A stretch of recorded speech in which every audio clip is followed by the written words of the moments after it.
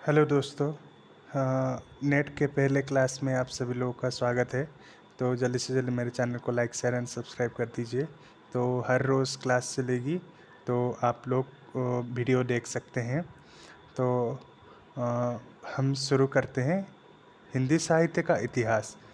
तो साहित्य का इतिहास दर्शन, अतीत के तथ्यों का वर्णन विश्लेषण जो कालक्रमानुसार किया गया हो, इतिहास कहा जाता है। इतिहास के प्रति वस्तुपरक दृष्टिकोण, जिसमें तर्कपूर्ण शैली एवं गवेषणात्मक पद्धति का आधार लिखा गया हो, उसे वैज्ञानिक रूप प्रदान करता है। जबकि इतिहास के प्रति आत्मपरक दृष्टिकोण एवं ललित शैली उसे कलात्मक रूप देते हैं। इतिहास लेखन के प्रति भारतीय दृष्टिकोण आदेश मूलक एवं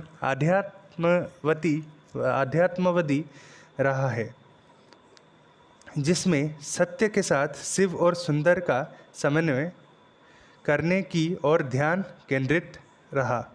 महाभारत ने इतिहास को ऐसा पूर्वभूत माना है जो धर्म, अर्थ, काम, मोक्ष अर्थात पुरुषार्थ चतुष्टय का उपदेश देता है। तो पुराणकार महापुरुषों के रचित चरित गान इतिहास के रूप में स्वीकार करता है। भारत में प्राचीनतम इतिहास के सत्य शोधन तक सीमित नहीं रहा है, वो उसे शिव एवं सुंदर रूप देने का प्रयास करता है। परिमाणतः उसने इतिहास में कला एवं नीति को समाविष्ट कर उसे शुद्ध ऐतिहासिकता से वंचित कर दिया। दूसरी ओर पाश्चात्य इतिहासकार प्रायः यथार्थवादी वस्तुपरक दृष्टिकोण अपनाने पर बल देते हैं। इतिहास के 4 लक्ष्य यूनानी विद्वान हेरोडोटस ने निर्धारित किए हैं। इतिहास वैज्ञानिक विधा है, अतः इसकी पद्धति आलोचनात्मक होती है। यह मानवीय के अंतर्गत आता है, अतः मानव जाति से संबंधित है। इसे तथ्य, निष्कर्ष, प्रमाण पर आधारित होता है। यह अतीत के आलोक में भविष्य पर प्रकाश डालता है। तो हम इसे कुछ इस तरह से याद रखेंगे कि हेरोडोटस ने एक 4 लक्ष्य दिया है। तो वो है, पहला विज्ञान, दूसरा मानविक यानी सोशियोलॉजी, समाजशास्त्री, इस प्रकार। तो तथ्य और निष्कर्ष यानी फिलोसॉफी। तो इसके अतीत के आलोक यानी पास्ट टेंस अंग्रेजी के, इस पास्ट अतीत के आलोक में भविष्य पर प्रकाश डाला है। तो हम लोगों ने याद रख लिया ये 4 चीज़ें क्या है। इतिहास विज्ञान की विधा, वैज्ञानिक विधा, इतिहास वैज्ञानिक विधा है, एक है विज्ञान, दूसरा है मानविक सोशियोलॉजी, तीसरा है फिलोसॉफी। इस प्रकार पाश्चात्य इतिहास दर्शन विकासवादी दृष्टिकोण को मान्यता देता है। डार्विन का विकासवाद प्राणी शास्त्र पर, मार्क्स का विकासवाद अर्थशास्त्र पर, स्पेंसर का विकासवाद भौतिक शास्त्र पर लागू होता है। तो डार्विन ने कहा था, हम लोगों को पता है डार्विन की थ्योरी, इवोल्यूशन की थ्योरी, तो वो प्राणी शास्त्र पर है, तो लाइफ साइंस के ऊपर है। मार्क्सवाद अर्थशास्त्र पे कहा है। मार्क्सवाद ने कहा है कि सभी चीज़ों को सभी को समान रूप से साम्यवादी उनका सोच था। तो फिर आता है स्पेंसर, वो विकासवाद भौतिक शास्त्र पर लागू होता है, तो उन्होंने भौतिक शास्त्र पर ज़्यादा ध्यान दिया है। भले ही कुछ लोग विकासवादी सिद्धांत के विरुद्ध है, किंतु सत्य तो यह है कि विकासवाद के बिना इतिहास को नहीं समझा जा सकता। तो फिर साहित्य के इतिहास में हम साहित्य रचनाओं का अध्ययन ऐतिहासिक परिप्रेक्ष्य में करते हैं। साहित्य के इतिहास को समझने के लिए तत्कालीन परिस्थितियों का अध्ययन आवश्यक है। साथ ही इनके रचयिताओं की परिस्थितियों एवं मनोभावों को जानना भी आवश्यक है। आचार्य शुक्ल साहित्य के बारे में अपने साहित्य के इतिहास को जनता की चित्रबुद्धि का इतिहास मानते हैं। जनता की चित्रबुद्धि तत्कालीन परिस्थिति से परिवर्तित होती है, अतः साहित्य का स्वरूप भी इन परिस्थितियों के अनुरूप बदलता है। शुक्ल जी कि यह भी धारणा है कि साहित्य का इतिहास कवियों का मृत संग्रह न होकर साहित्य की प्रवृत्ति का इतिहास होता है। विभिन्न कालखंड की सामाजिक, राजनीतिक, धार्मिक, आर्थिक परिस्थितियों के परिणाम स्वरूप साहित्य में जो प्रवृत्तियाँ परिवर्तित होती है, उन्हीं के संदर्भ में कवियों की रचनाओं का अध्ययन किया जाना चाहिए।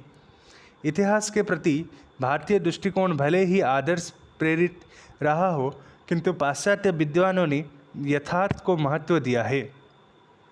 तो इतिहास के प्रति भारतीय दृष्टिकोण हमेशा आदर्श प्रेरित रहा है, उन्होंने आदर्श को ज़्यादा महत्व दिया है, लेकिन पाश्चात्य विद्वान यथार्थ को महत्व देते हैं, यानी रियलिस्टिक वो ज़्यादा रहते हैं।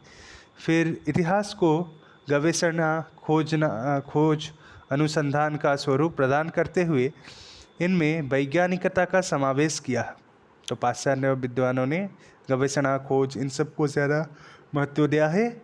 इलियट विद्वान बिको 1668 से 1744 ईस्वी यह स्वीकार करते हैं कि इतिहास का संबंध न केवल अतीत से होता है, न वर्तमान से। इतिहास का निर्माता स्वयं मनुष्य है, और मनुष्य चाहे जिस युग का हो, उसकी मूलभूत प्रवृत्ति एक सी हो रहती है।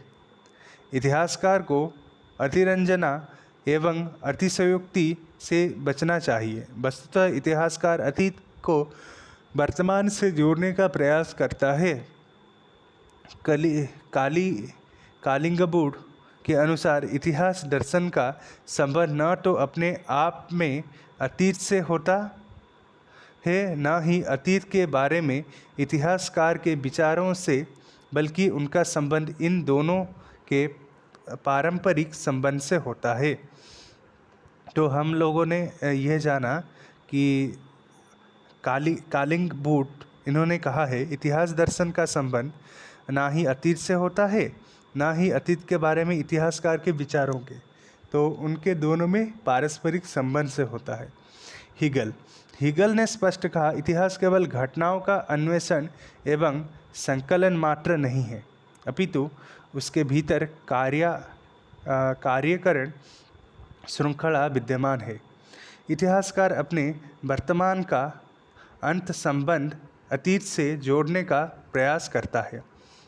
इतिहासकार वर्तमान के झरोखे से अतीत को देखने का प्रयास करता है। E.H.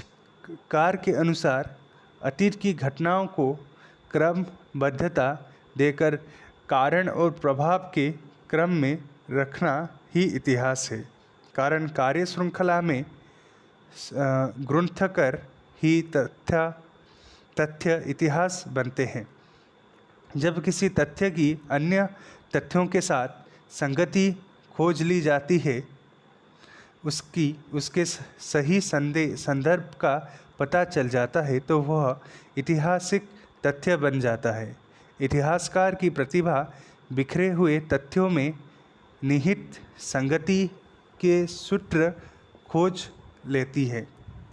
फ्रेंच विद्वान टेन ने यह प्रतिपादित किया कि साहित्य की विभिन्न प्रवृत्तियों के मूल में मुख्यतः 3 प्रकार के तत्व सक्रिय रहते हैं: जाति, वातावरण और क्षण विशेष। उन्होंने यह स्पष्ट किया कि साहित्य के इतिहास को समझने के लिए उससे संबंधित जातीय परंपराओं, राष्ट्रीय और सामाजिक वातावरण एवं सामायिक परिस्थितियों का अध्ययन विश्लेषण परमावश्यक है। हडसन ने इस मत की आलोचना यह कहकर की कि इसमें कृतिकार के व्यक्तित्व एवं उसकी प्रतिभा की उपेक्षा की गई है। जर्मन चिंतक भी इस तथ्य को मान्यता देते हैं कि साहित्य के इतिहास की व्याख्या तद्युगीन चेतना के आधार पर की जानी चाहिए। मार्क्सवादी आलोचक द्वंद्वात्मक भौतिकवाद, विकासवाद, वर्ग संघर्ष और आर्थिक परिस्थितियों को सभी साहित्यिक प्रवृत्तियों के मूल में स्वीकार करते हुए अपने एकांकी दृष्टिकोण का परिचय देते हैं।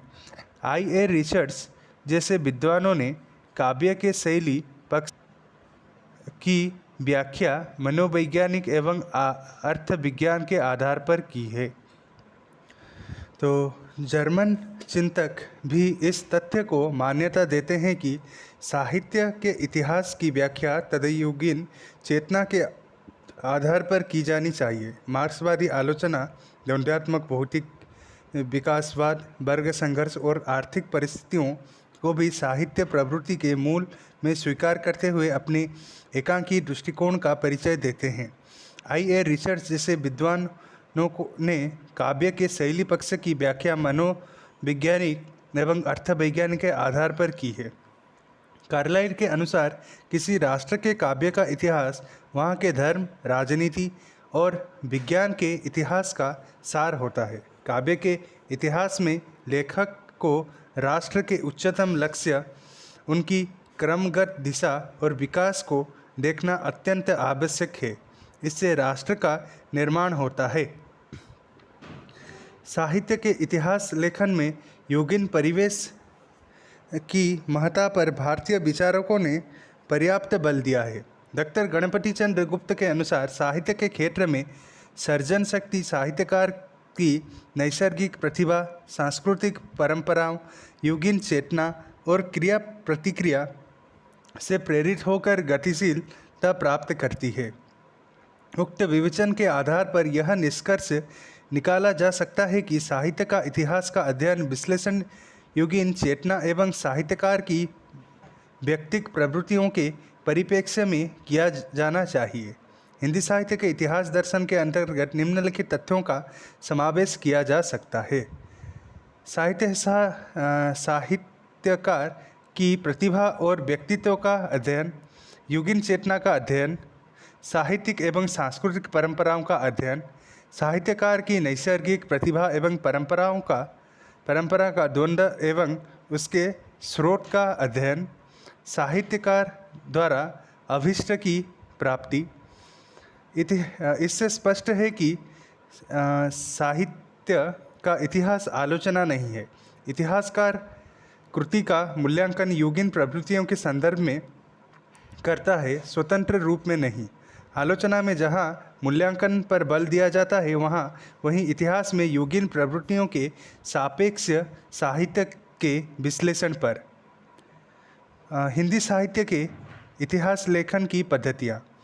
हिंदी साहित्य के इतिहास लेखन की जो प्रमुख पद्धति प्रचलित रही है, उनका विवरण निम्नलिखित है। पहला है वर्णानुक्रम पद्धति।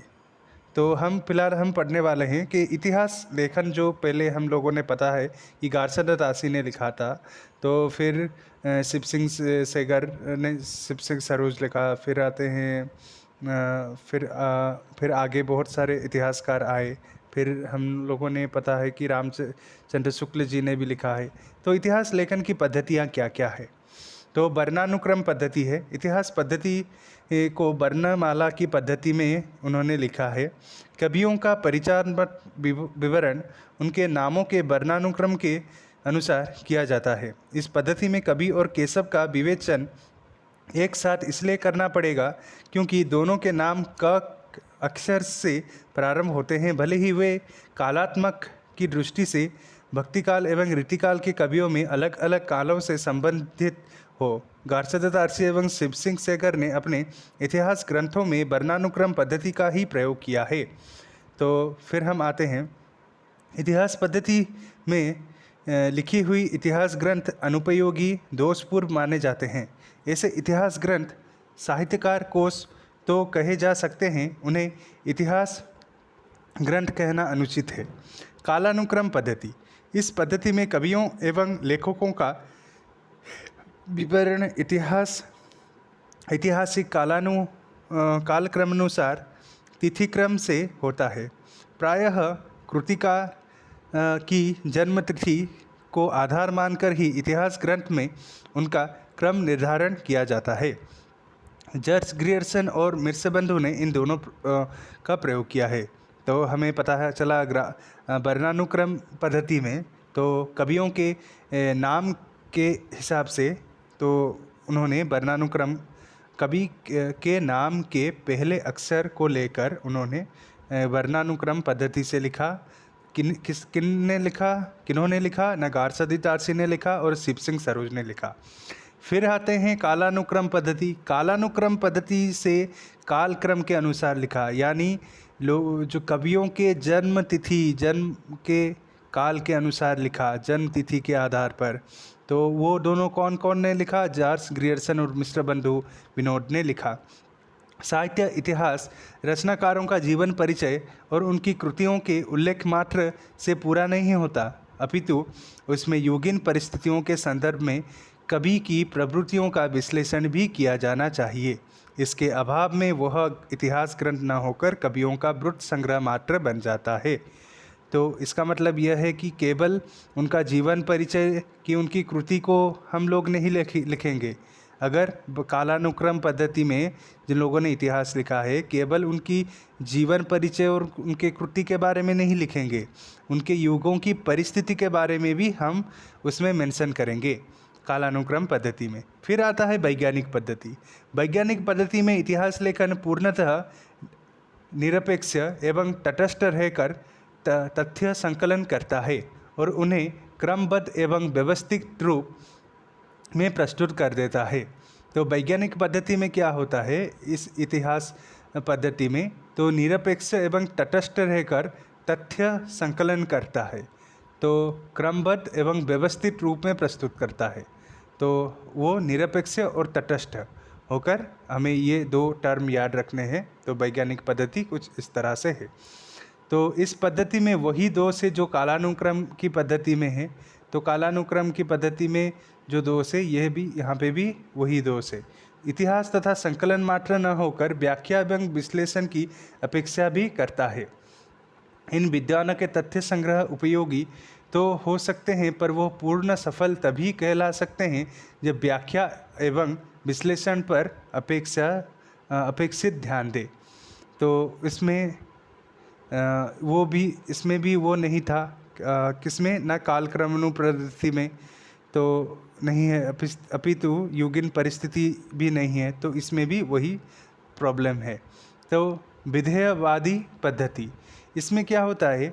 साहित्य इतिहास लेखन में यह पद्धति सर्वाधिक उपयोगी सिद्ध हुई।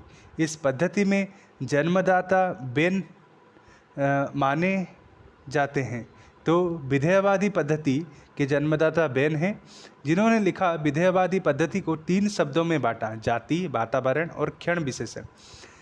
साहित्य के इतिहास को समझने के लिए उससे संबंधित जातीय परंपराओं, तदयुगीन वातावरण एवं परिस्थितियों का वर्णन विश्लेषण अपेक्षित होता है। हिंदी में साहित्य का इतिहास लिखने की इस पद्धति का सूत्रपात आचार्य रामचंद्र शुक्ल ने किया। उन्होंने कवियों की प्रवृत्तियों का विश्लेषण तत्योगिन परिस्थितियाँ एवं वातावरण के परिप्रेक्ष्य में किया। उनके अनुसार प्रत्येक देश का साहित्य वहाँ की जनता की चित्रवृत्ति का संचित प्रतिबिंब होता है। तो आदि से अंत तक इन्हीं चित्रवृत्तियों की परंपरा को परखते हुए साहित्य परंपरा के साथ उनकी सामंजस्य बिठाने ही साहित्य का इतिहास कहलाता है। तो आचार्य रामचंद्र शुक्ल जी ने विधेयवादी पद्धति का इस्तेमाल किया है। तो उसने विश्लेषण, तदयुगीन परिस्थितियों का, वातावरण का भी उन्होंने परिचय दिया है। फिर हम आते हैं हिंदी साहित्य के इतिहास लेखन की परंपरा।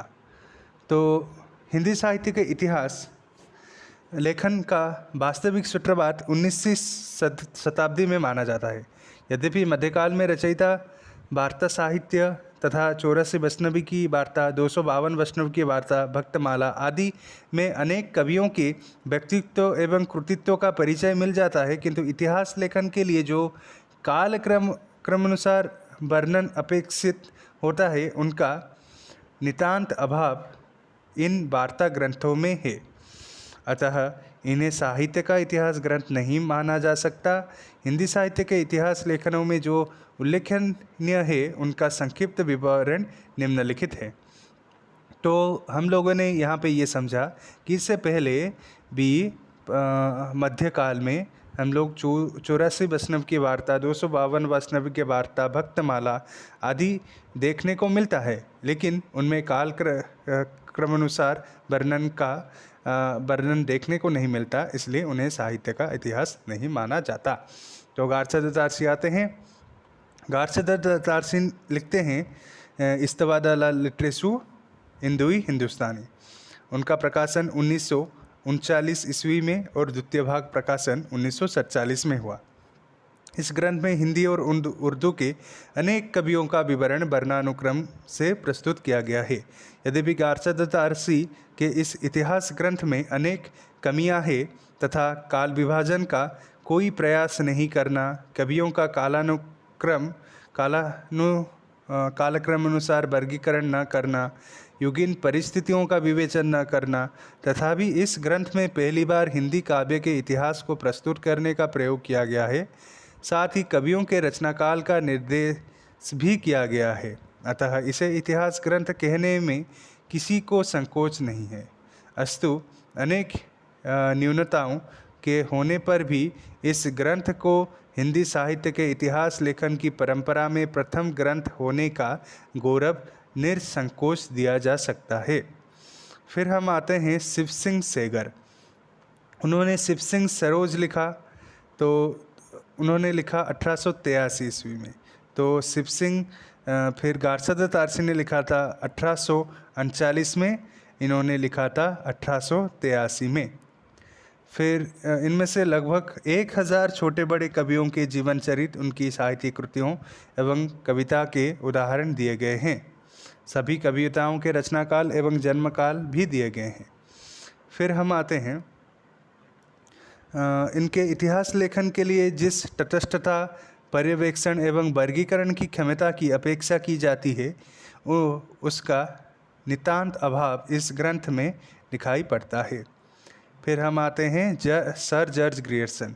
सर जॉर्ज ग्रियर्सन ने 1888 ईस्वी में the modern vernacular literature of Hindustan नाम ग्रंथ का प्रकाशन एशियाटिक सोसाइटी ऑफ बंगाल की पत्रिका के विशेषांक के रूप में करवाया।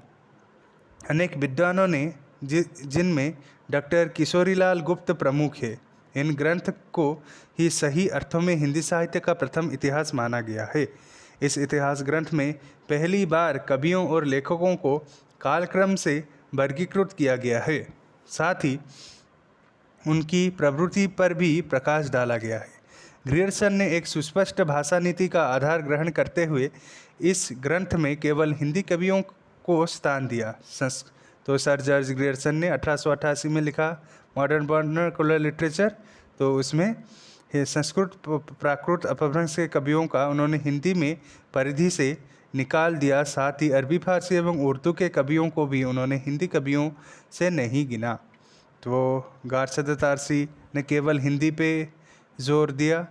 तो ग्रियर्सन ने अपने इतिहास ग्रंथों में शिव सिंह सेगर, गार्सद तारसी के द्वारा एकत्रित की गई सामग्री का उपयोग करके वार्ता साहित्य की से भी संबंध लिए हैं और यथार्थता उनकी सूचना देखकर ग्रंथ को और भी अधिक प्रामाणिक बनने का प्रयास किया है। ग्रियर्सन का यह ग्रंथ अंग्रेजी भाषा में लिखा गया था तथा इसे उन्होंने 11 विभिन्न अध्यायों में विभक्त किया है। उन्होंने एक काल विशेष का सूचक है। उन्होंने युगीन प्रवृत्तियों एवं परिस्थितियों का विवेचन भी इस इतिहास ग्रंथ में किया है। ग्रियर्सन ने ही सबसे पहले अपने इस इतिहास में भक्ति काल को हिंदी साहित्य की महत्वपूर्ण उपलब्धि बताते हुए इसे हिंदी साहित्य का स्वर्ण युग माना है। उनकी इस ग्रंथ का महत्व इसलिए भी है कि इनकी रचना उस काल में हुई थी जब हिंदी साहित्य की इधर उधर बिखरी हुई सामग्री का अध्ययन अनुशीलन नहीं हुआ था, जो किसी भी इतिहास लेखन के लिए कच्ची सामग्री जुटाने का काम करता है। मिश्रबंधु हिंदी साहित्य के इतिहास ग्रंथों में मिश्रबंधु द्वारा रचित मिश्रबंधु विनोद का महत्वपूर्ण स्थान है। इनकी रचना 4 भागों में विभक्ति की गई है। प्रथम 3 भाग सन 1913 ईस्वी में प्रकाशित हुई, चौथा भाग सन 1914 ईस्वी में प्रकाशित हुई। तो मिश्रबंधु विनोद एक विशालकाय ग्रंथ है जिसमें 5000 कवियों के संबंध में लिखा गया है। तो वो स्वयं रामचंद्र शुक्ल ने अपने इतिहास ग्रंथ के इतिहास में यह स्वीकार किया है, रीतिकाल के कवियों के परिचय लिखने में मैंने प्रायः उक्त ग्रंथ मिश्रबंधु विनोद से ही विवरण लिए हैं। उन्होंने सार रचना काल को 8 कालखंडों में विभक्त किया है। फिर हम आते हैं आचार्य रामचंद्र शुक्ल। हिंदी साहित्य के इतिहासकारों में पंडित रामचंद्र शुक्ल का नाम सर्वोपरि है। उन्होंने सन 1929 ईस्वी में हिंदी साहित्य का इतिहास नामक ग्रंथ शब्द सागर की भूमिका के रूप में लिखा, जिसे बाद में स्वतंत्र पुस्तक का रूप दिया गया। आचार्य शुक्ल ने साहित्य के इतिहास के प्रति एक निश्चित एवं सुस्पष्ट दृष्टिकोण का परिचय देते हुए यह सिद्धांत स्थापित किया कि प्रत्येक देश का साहित्य वहाँ की जनता की चित्रबुद्धि से संचित प्रतिबिंब होता है। यह हमें पता है। तो उन्होंने युगीन परिस्थितियों के संदर्भ में साहित्य प्रवृत्ति के विकास को जो बात कही वो अत्यंत महत्वपूर्ण है। तो ये सब उनकी बातें हैं। तो शुक्ल जी ने मिश्रबंधु के काल विभाजन पर टिप्पणी की है। सारे रचना काल को केवल आदि, मध्य एवं पूर्व, उत्तर इत्यादि खंडों में आंख मूंद कर बांट देना, यह भी न देखना कि किसी खंड के भीतर क्या आता है क्या नहीं, किसी वृत्त संग्रह को इतिहास नहीं बना सकता। उन्होंने हिंदी साहित्य के 900 वर्षों के इतिहास को 4 खंड में विभक्त किया। आदिकाल, वीरगाथा काल, संबत 1050 से 1375 ईस्वी। पूर्व मध्यकाल, भक्तिकाल, संबत 1375 से 1720 ईस्वी। उत्तर मध्यकाल, रीतिकाल, संबत 1700 ईस्वी से 1900 ईस्वी। तो आधुनिक काल, गद्यकाल, संबत 1900 से 1984 ईस्वी। उनकी इस काल का विभाजन एक सुस्पष्ट आधार भी है, जिस कालक्रम के भीतर किसी विशेष ढंग की रचनाओं की प्रचुरता दिखाई पड़ती है। फिर हम आते हैं तो आचार्य शुक्ल के बारे में यहाँ पे बहुत सारी चीज़ें लिखी गई हैं। तो उनके अनुसार काल विभाजन प्रवृत्ति का निर्धारण करने के लिए उन्होंने प्रसिद्ध ग्रंथों का आधार ही ग्रहण किया है। तो ये सब हमें वस्तुतः शुक्ल जी ने हिंदी साहित्य के इतिहास की रचना के एक मानदंड प्रस्तुत किया है। उन्होंने जो प्रवृत्ति मूलक इतिहास प्रस्तुत किया, उनमें कवियों के जीवन परिचय को उतना महत्व नहीं दिया जितना उनकी रचनाओं के मूल्यांकन को। यही नहीं, उन्होंने कवियों के साहित्यिक महत्व को पहचानने के उपरांत ही उन्होंने इतिहास में स्थान दिया। इसलिए यह संभव हो सकता है कि वे मिश्रबंधु के 5000 कवियों की तुलना में केवल 1000 कवियों तक सीमित रह पाए। फिर आचार्य शुक्ल नवोन्मेषशालिनी प्रतिभा के धनी थे। पर एक इतिहास लेखन के रूप में शुक्ल जी निर्विवाद रूप से सर्वोपरि हैं, किंतु कहीं कहीं उनका आलोचक रूप प्रखर हो जाता है और ऐसे स्थलों पर वे तटस्थ नहीं रह पाए हैं। यह इतिहास 1929 ईस्वी में लिखा गया था। डॉक्टर रामकुमार वर्मा हिंदी जगत के एक नाटककार एवं एकांकीकार के रूप में अधिक प्रसिद्ध रहे हैं। यद्यपि उन्होंने हिंदी साहित्य के इतिहास को 2 भागों में प्रकाशित करने की योजना को क्रियान्वित करने का भी प्रयास किया है। इनमें से एक भाग है हिंदी साहित्य का आलोचनात्मक इतिहास, जो सन 1938 ईस्वी में प्रकाशित हो चुका है, जिसमें 693 से 1693 ईस्वी तक कालखंड के विवेचित किया गया है। तो रामकुमार वर्मा ने 2 इतिहास ग्रंथ लिखे। फिर हम आते हैं हिंदी साहित्य का आलोचनात्मक इतिहास, इन्होंने 2 भागों में प्रकाशित किया है। फिर हम आते हैं कहना अधिक उपयुक्त मानते हैं कि तथा इससे पहले के साहित्य के लिए संधिकाल नाम देते हैं। उन्होंने आदिकाल को संधिकाल कहा। वस्तुतः उन्होंने अपभ्रंश की बहुत सारी सामग्री को हिंदी में समेट लिया है, इसलिए स्वयंभू को हिंदी का पहला कवि मानने की भूल कर गए हैं। फिर उन्होंने शुक्ल जी ने वीरगाथा काल को चारण काल कहा है। तो फिर आते हैं स्वयंभू को हिंदी का पहला कवि मानते हैं वर्मा जी कवि हृदय थे, अतः कवियों के मूल्यांकन में उन्होंने अधिक सहृदयता का परिचय दिया है। अपनी सुबोधता, सरलता एवं शैली की कलात्मकता के कारण उनका यह ग्रंथ पर्याप्त लोकप्रिय सिद्ध हुआ है। इसका दूसरा भाग अभी तक अप्रकाशित है, अतः यह अधूरा ग्रंथ है क्योंकि इसमें केवल भक्तिकाल तक ही विवेचन किया गया है। तो हमें कुछ पॉइंट इसमें याद रखने हैं। तो वो पॉइंट है, आचार्य रामकुमार वर्मा हिंदी साहित्य के आलोचनात्मक इतिहास उन्होंने लिखा है। जो लिखा है उन्होंने 1938 ईस्वी में प्रकाशित किया, जिसमें 693 से 1693 तक 93 ईस्वी तक का कालखंड विभाजित है। उसमें केवल भक्तिकाल तक है। तो उन्होंने वीर गाथा काल को चारण काल कहा है। उन्होंने स्वयंभू को हिंदी का पहला कवि माना है। आचार्य हजारी प्रसाद द्विवेदी। आचार्य हजारी प्रसाद द्विवेदी के उपरांत यदि किसी अन्य विद्वान की मान्यताओं को हिंदी जगत में नतमस्तक होकर स्वीकार किया है तो वो है आचार्य हजारी प्रसाद द्विवेदी जी ने ही। तो जिनकी उन्होंने आदिकाल का संबंध में पर्याप्त कार्य किए। अब तक हिंदी साहित्य के इतिहास के संबंध में उन्होंने 3 पुस्तकें प्रकाश में आए हैं। तो आचार्य हजारी प्रसाद द्विवेदी जी के 3 इतिहास पुस्तक कुछ इस प्रकार है: हिंदी साहित्य की भूमिका, हिंदी साहित्य का उद्भव और विकास और हिंदी साहित्य का आदिकाल। आचार्य द्विवेदी द्वारा रचित हिंदी साहित्य की भूमिका यद्यपि पद्धति की दृष्टि से इतिहास ग्रंथ नहीं है, परंतु उसमें दिए गए स्वतंत्र लेख हिंदी साहित्य के इतिहास लेखन हेतु नई सामग्री एवं नई व्याख्या प्रस्तुत करते हैं।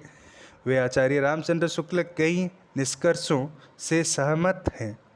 यथा शुक्ल जी ने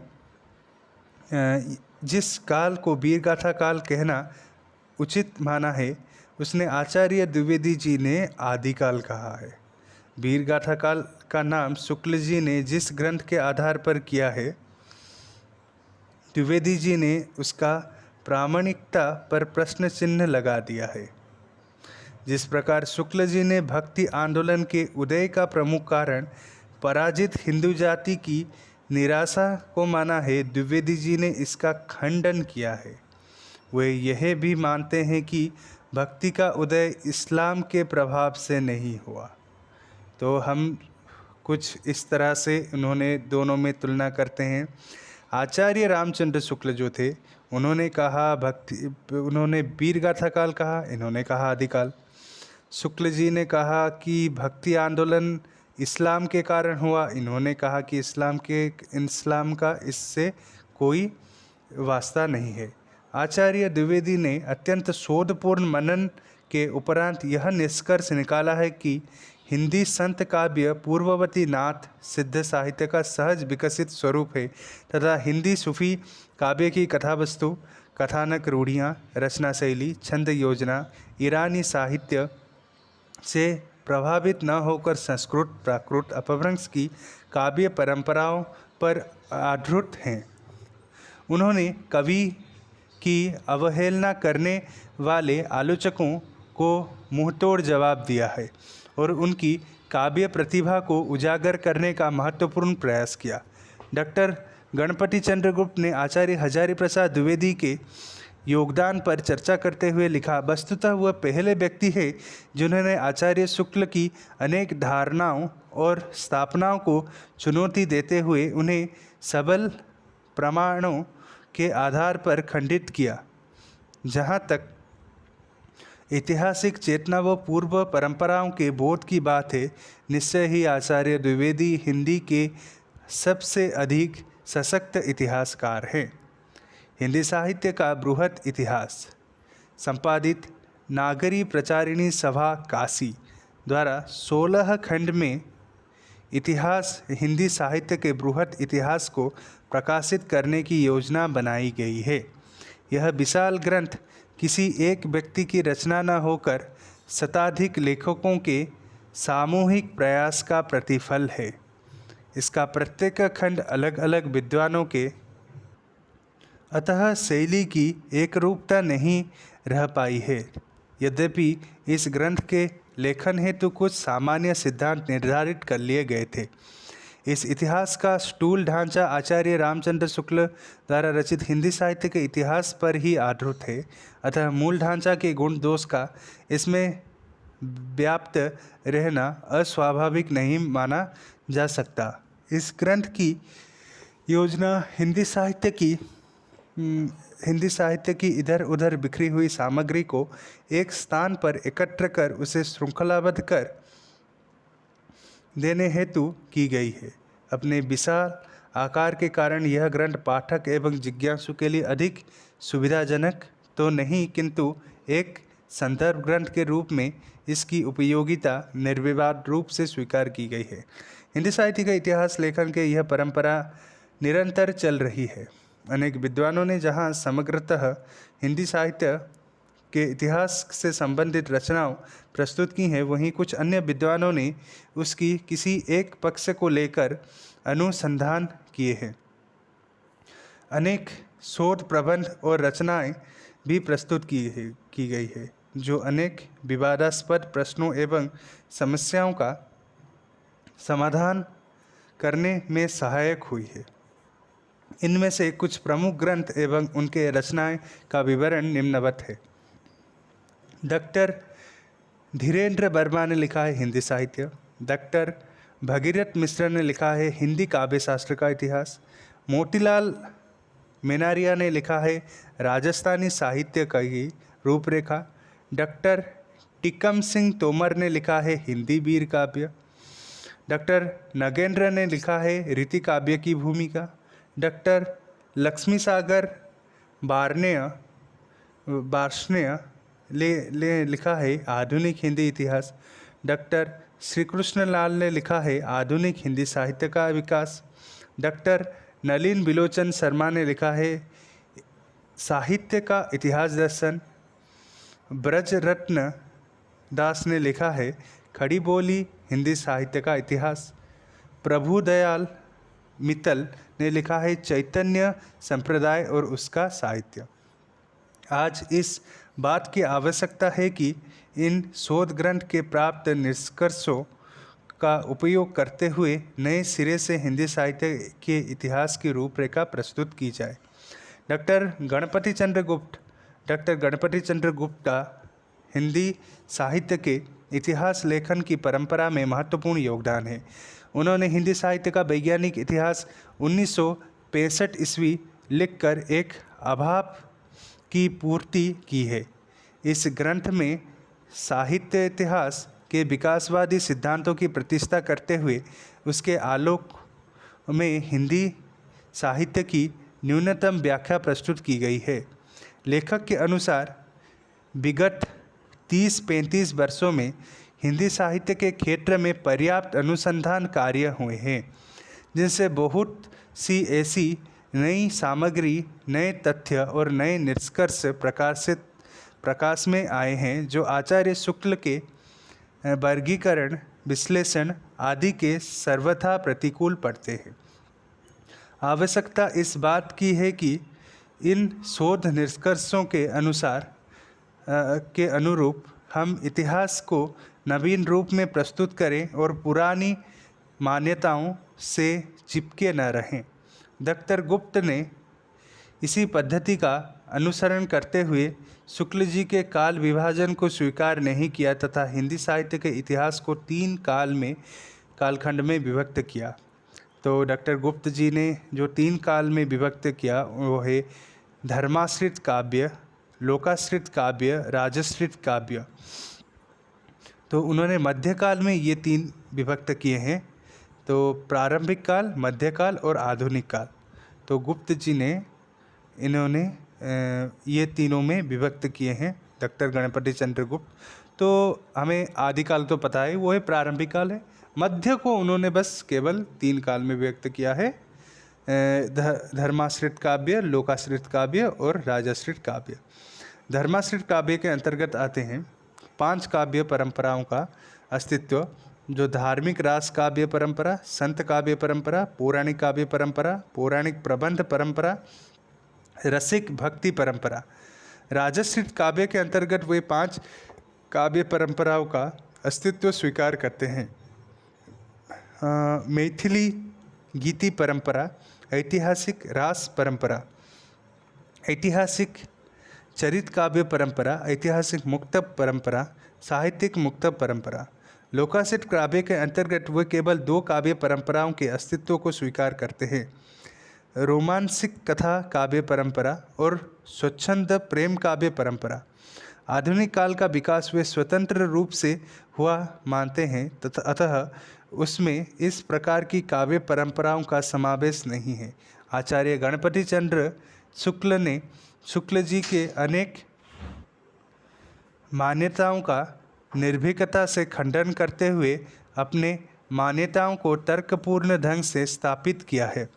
वस्तुतः हिंदी साहित्य के इतिहास लेखन की परंपरा में उनके द्वारा रचित हिंदी साहित्य के वैज्ञानिक इतिहास एक महत्वपूर्ण कड़ी सिद्ध हुआ है।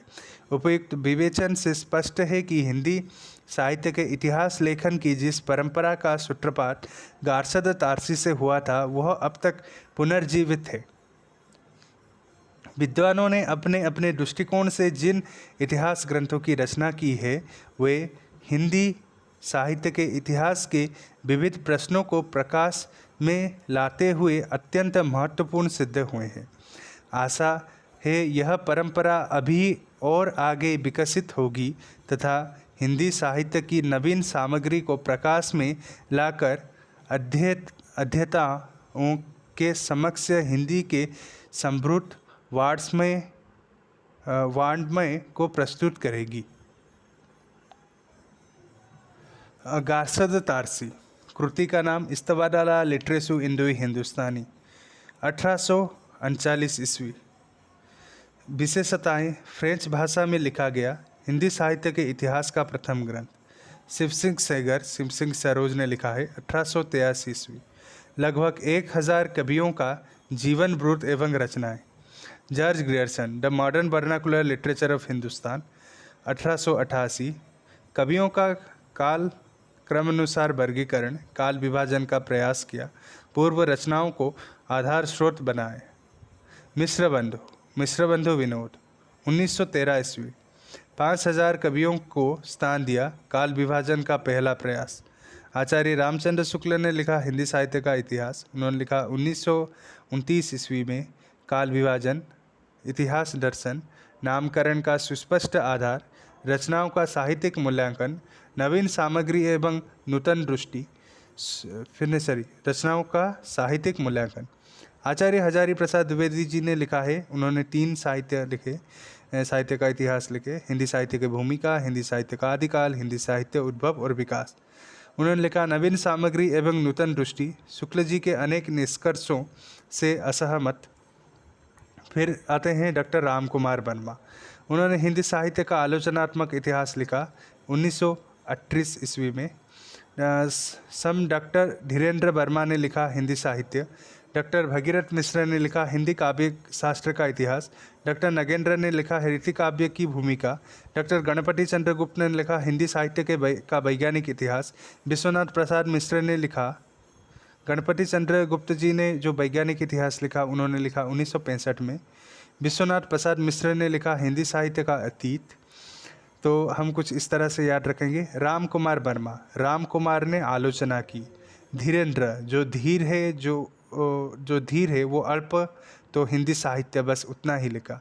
भगीरथी, भागना, काव्य शास्त्र थोड़ा मुश्किल होता है, हम सबको पता है। भारतीय काव्य शास्त्र, पाश्चात्य काव्य शास्त्र, तो हम उससे भागते रहते हैं।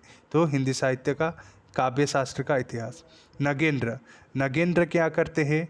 नग, सांप, तो रीतिकाल में श्रृंगार काल की ज़्यादा रचना हुई, तो उस हिसाब से हम याद रखेंगे जो श्रृंगार इंसान के जीवन में नाक सांप की तरह होती है, तो रीतिकाल नगेंद्र। गणपति, भगवान गणपति, उन्होंने जो गणपति जो है हम लोग को पता है गणपति भगवान गणपति है, तो उन्होंने विज्ञान, वो बहुत ही ज़्यादा टैलेंटेड है।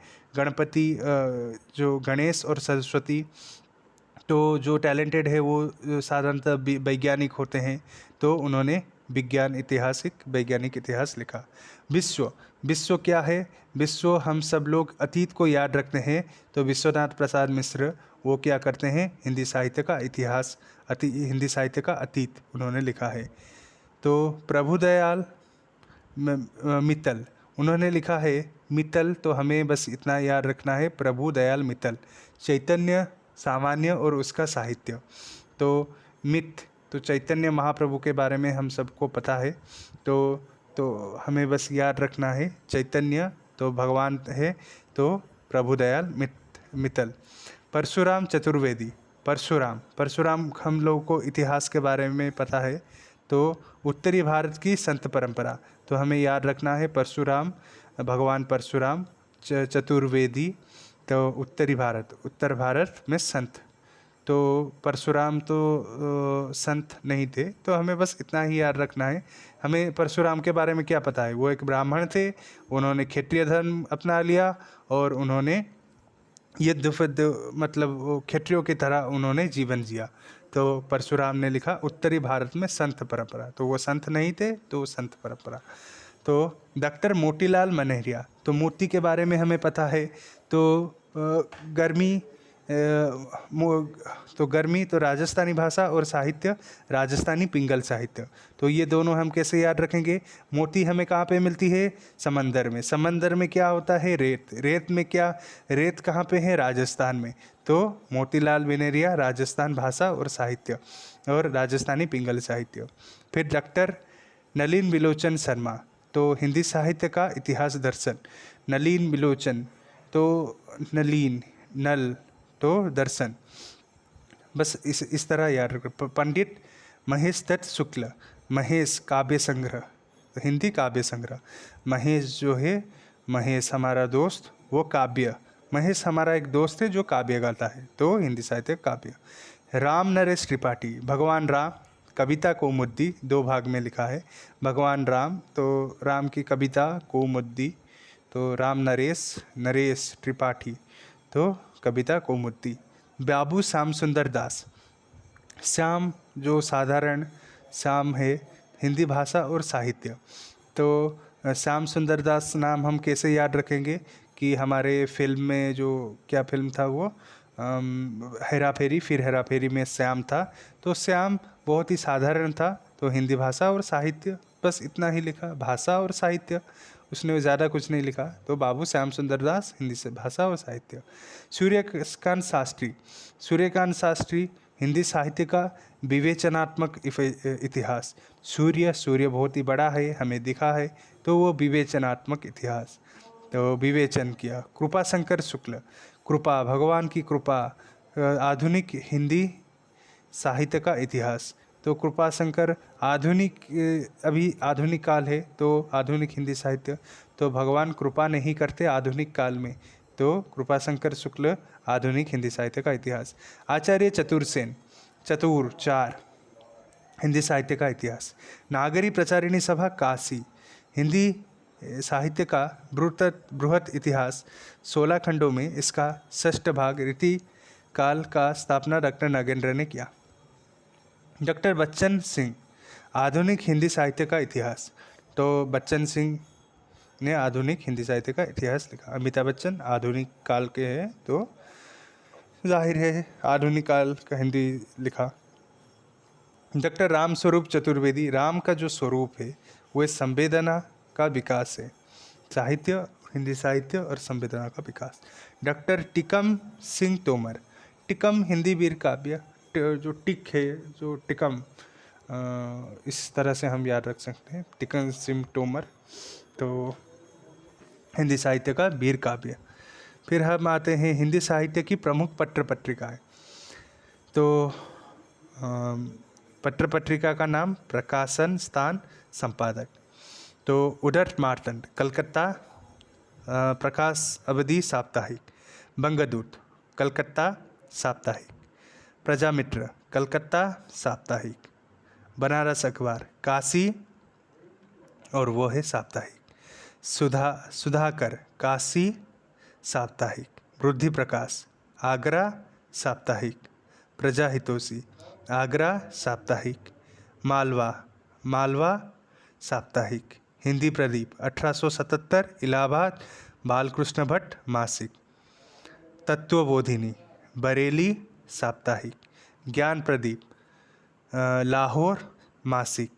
कवि वचन सुधा 1868 काशी भारतेंदु हरिश्चंद्र मासिक में प्रकाशित एवं साप्ताहिक। भारतेंदु इतिहास कवि वचन सुधा के प्रकाश संपादक थे। भारतेंदु इतिहास कवि वचन सुधा के संपादक थे। हरिश्चंद्र मैगजीन काशी जो साप्ताहिक। फिर ब्राह्मण 1883 कानपुर पंडित प्रताप नारायण मिश्र, ये भी मासिक है। द्विवेदी युग 1904 में हितवाणी लिखा कलकत्ता, संपादक थे रुद्रदत्त शर्मा और सखाराम गणेश देवस्कर, उन्होंने प्रकाशन साप्ताहिक। नृसिंह 1907 कलकत्ता, अंबिका प्रसाद वाजपेयी इसके संपादक थे, साप्ताहिक। अभ्युदय 1960 प्रयाग में मदन मोहन मालवीय, साप्ताहिक। कर्मयोगी 1909 प्रयाग, संपादक है सुंदरलाल, साप्ताहिक। मर्यादा 1909 प्रयाग, कृष्णकांत मालवीय मासिक, प्रकाशन अवधि मासिक।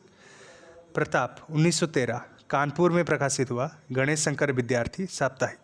प्रभा 1913 में प्रकाशित हुआ, खंडवा कालूराम मासिक। कलकत्ता समाचार 1914 में प्रकाशित हुआ, कलकत्ता दैनिक। विश्वमिश्र 1919 कलकत्ता में प्रकाशित हुआ, ये दैनिक है। सरस्वती पत्रिका 1900, पहले काशी में बाद में इलाहाबाद से। तो इसके महावीर प्रसाद द्विवेदी सन 1903 से संपादक बने, एक मासिक पत्रिका थी। सुदर्शन 1900 काशी में प्रकाशित हुआ, इसके संपादक थे देवकीनंदन खेत्री, माधव प्रसाद मिश्र, एक मासिक है, मासिक प्रकाशन अवधि मासिक है। समालोचक 1902 जयपुर, चंद्रधर शर्मा गुलेरी इसके संपादक, मासिक पत्रिका है। तो चंद्रधर शर्मा गुलेरी जी ने समालोचक पत्रिका के संपादक थे।